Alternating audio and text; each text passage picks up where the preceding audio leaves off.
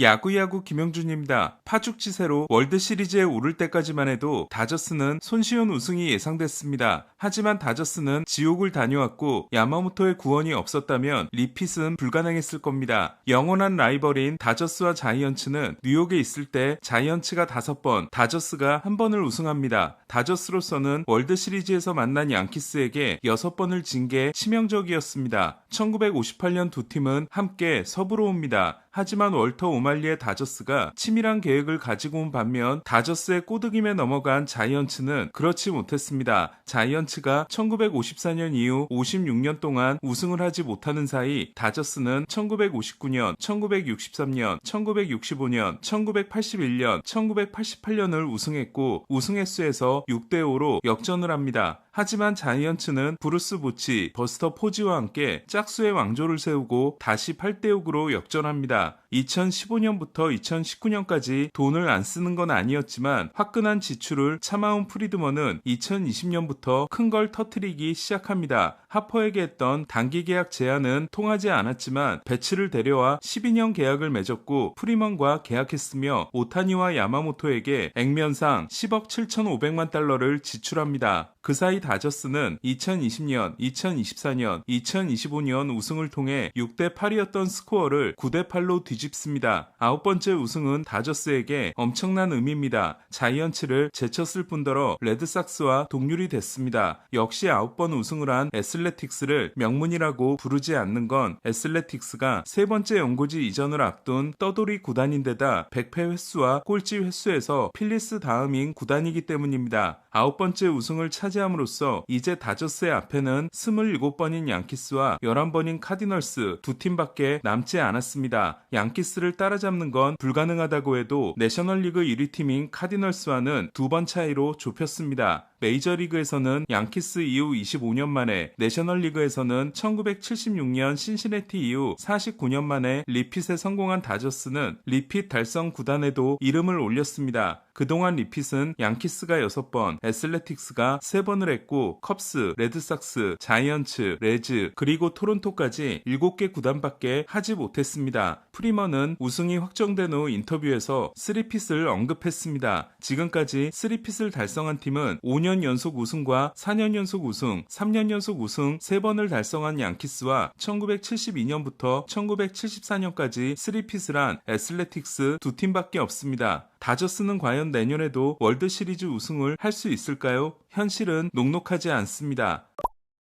지난 2년간 다저스는 파괴적인 지출을 했습니다. 오죽하면 다저스가 야구를 망치고 있다는 말이 나올 정도였습니다. 올해 쓴 4억 1,500만 달러는 마이애미의 5배에 달했고 2위 매츠보다 21%, 3위 양키스보다도 30%가 많았습니다. 로버츠 감독은 NLCS가 끝나고 사람들이 우리가 야구를 망치고 있다고 한다. 4승을 더하고 완전히 망쳐보자고 했고 천신만고 끝에 그 말을 지켰습니다. 하지만 업계에서는 다저스가 야구를 망치고 있는 게 아니라 현명하게 투자하고 있는 것이란 말이 나오고 있습니다. 셀러리 캡이 없는 프로스포츠에서는 다저스 같은 슈퍼팀이 나올 수밖에 없으며 오히려 슈퍼팀이 등장해 지출을 이끌면 리그 내에 돈이 돌아 활성화되는 부분이 있기 때문입니다. 바로 양키스가 그런 식으로 메이저리그의 흥행을 지탱해왔고 이제는 다저스가 그 역할을 하고 있습니다. 스탠 카스텐 회장은 악의 제국이라는 별명을 물려받은 것에 대해 아직 멀었다. 우리가 5년 연속 우승을 하면 그렇게 불러도 된다고 했지만 다저스의 지출에 제한이 걸리지 않는 한 당분간은 빅 LA 리그가 될 전망입니다. 참고로 샌프란시스코와 샌디에고에서 많이 들을 수 있는 빅 LA는 농구에서 처음 탄생했습니다. 레이커스와 셀틱스는 1960년대에만 7번 파이널에서 격돌하며 최고의 라이벌 팀이 됩니다. 1982년 셀틱스 팬들은 동부 컨퍼런스 7차전에서 패색이 짙자 세븐티식서스에게 대신 LA를 이겨달라는 의미로 빅 LA를 외치게 됩니다. 보스턴이 필라델피아에게 한 주문이었지만 식서스는 레이커스에게 패했고 올해 필리스도 다저스에게 패해 빅 LA에 실패했습니다.